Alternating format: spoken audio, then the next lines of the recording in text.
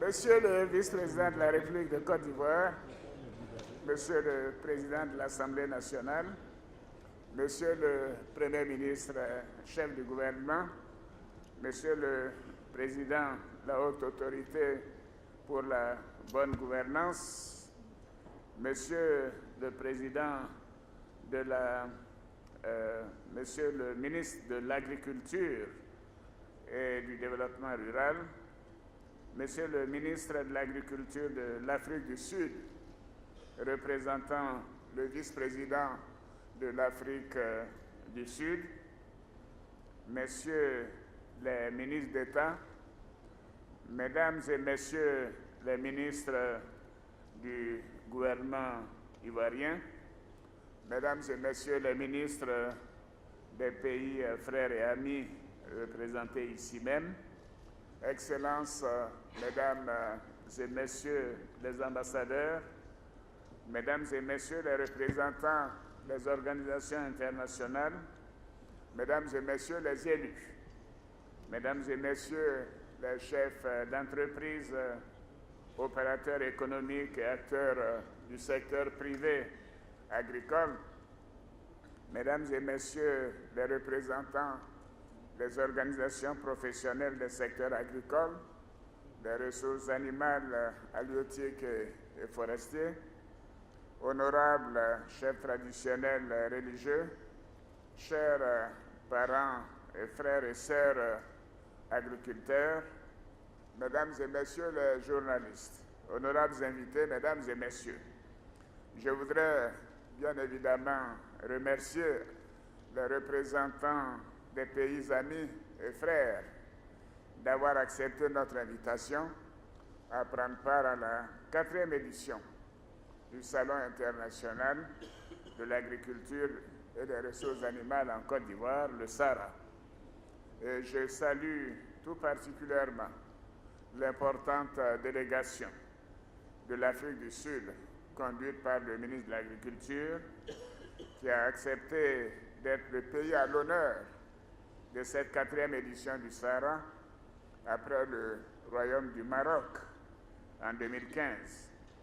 Et Monsieur le ministre de l'Agriculture, je voudrais vous demander de transmettre mes salutations fraternelles au président Jacob Zuma.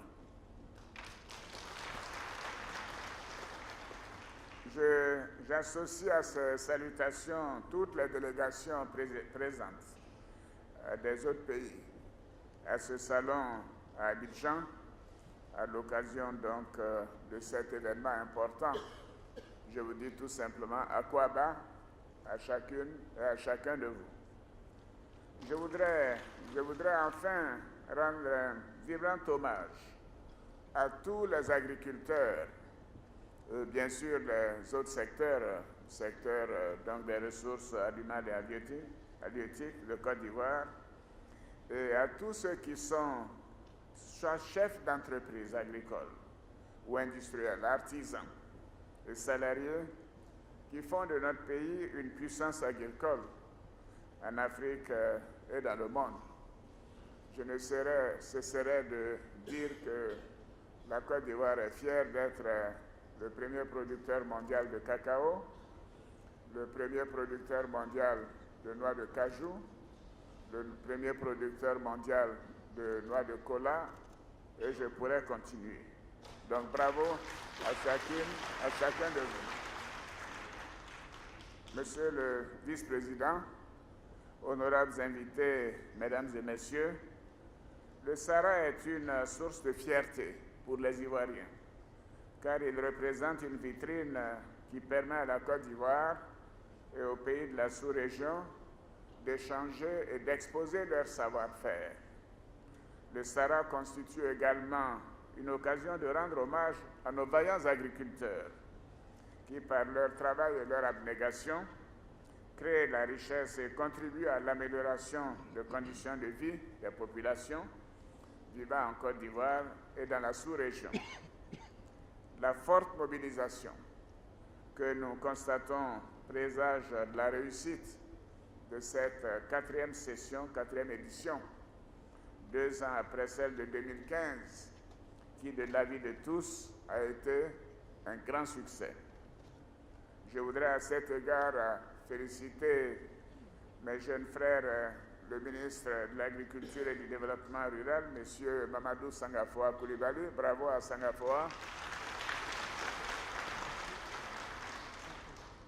Le ministre des Ressources animales et halieutiques, M. Kobenan Kwasi Adjouma. Bravo à Adjoumani. Le ministre des Eaux et Forêts, M. Alain Richard Danvaï, ainsi que ma sœur, la ministre de la Salubrité, de l'Environnement et du Développement durable, Mme Anne Désirée Ouloto. Et bien évidemment, ceci se fait dans le cadre du gouvernement dirigé par le Premier ministre Amadou Gon Coulibaly, que je voudrais saluer. Alors, j'associe également à ces félicitations toutes les équipes et les différents prestataires pour la parfaite organisation de cet événement et pour la belle mobilisation, la grande mobilisation. Ceci est remarquable et vous devez les applaudir. À vue de l'embouteillage auquel j'ai eu à faire face avant d'arriver ici, d'habitude, je suis à l'heure. Hein?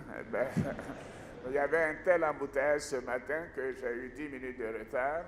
Et ceci est un bon signe. Et ceci montre que nombreux sont nos compatriotes et les populations qui veulent venir visiter ce salon. Et cela fait honneur et cela fait chaud au cœur. Bravo, bravo, bravo à tous. Honorables invités, mesdames et messieurs, le SARA est un instrument de coopération sud-sud, mais aussi un instrument de coopération nord-sud. Et c'est tout le sens des efforts déployés pour assurer la participation effective des pays des 5 continents. Je suis convaincu que la plateforme offerte par le SARA favorisera les échanges d'expériences, la concertation et la mise en relation d'affaires. Elle contribuera également à une croissance durable de l'agriculture en Afrique.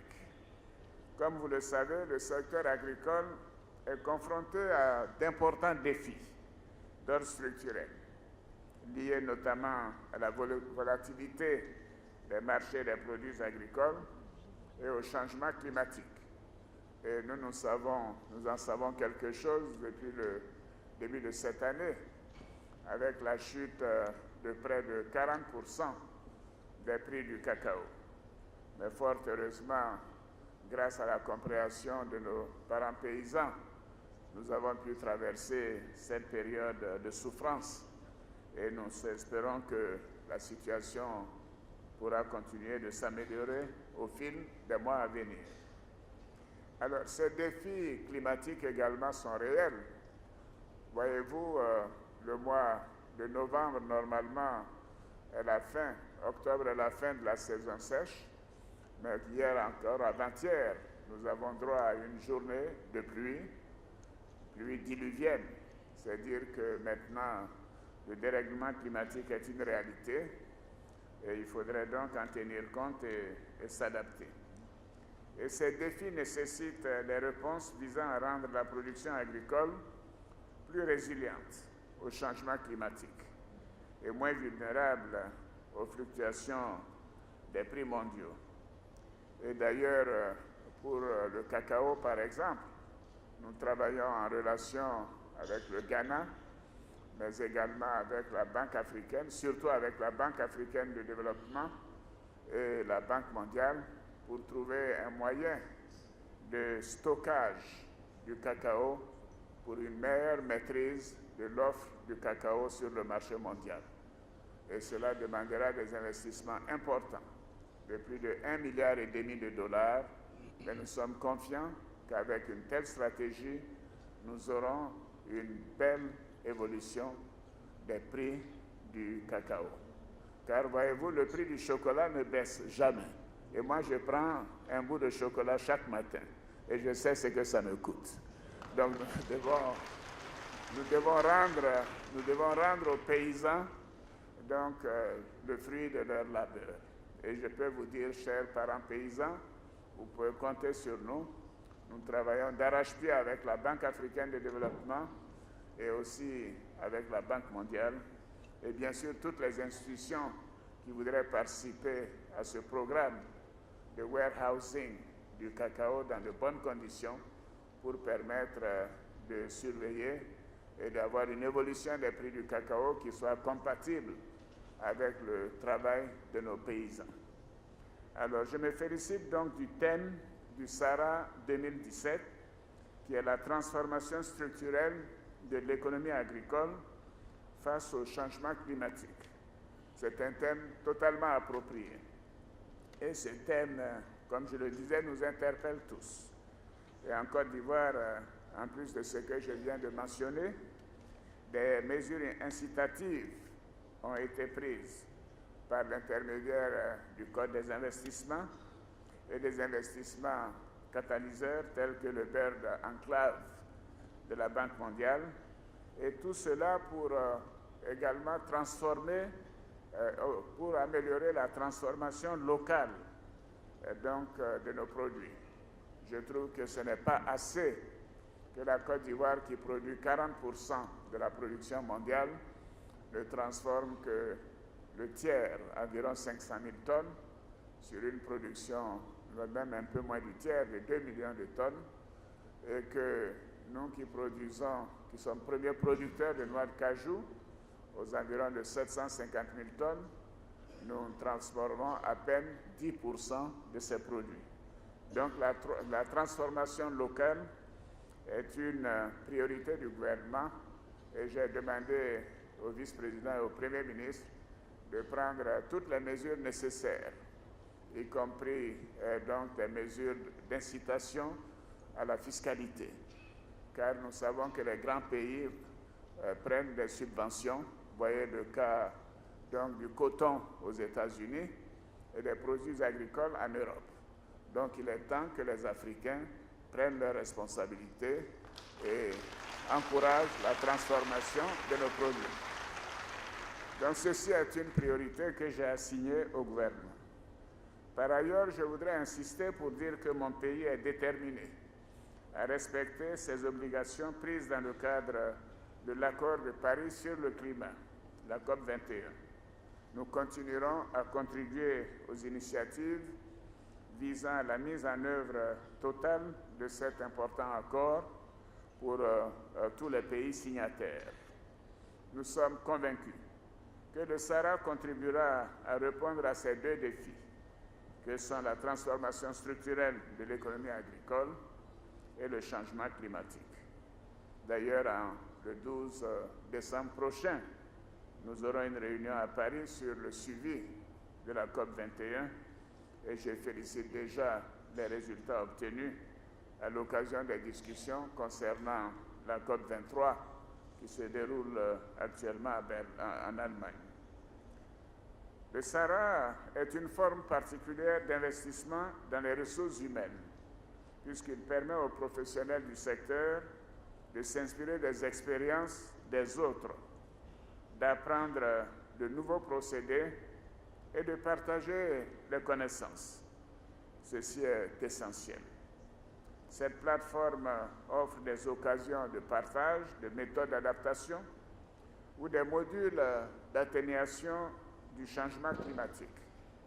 Les rencontres qu'elle permet sont autant d'occasions de transfert de connaissances pour impulser les initiatives de transformation agricole.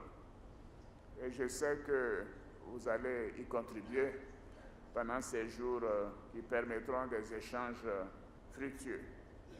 Donc je voudrais encore encourager une fois de plus les échanges et les partages au cours de cette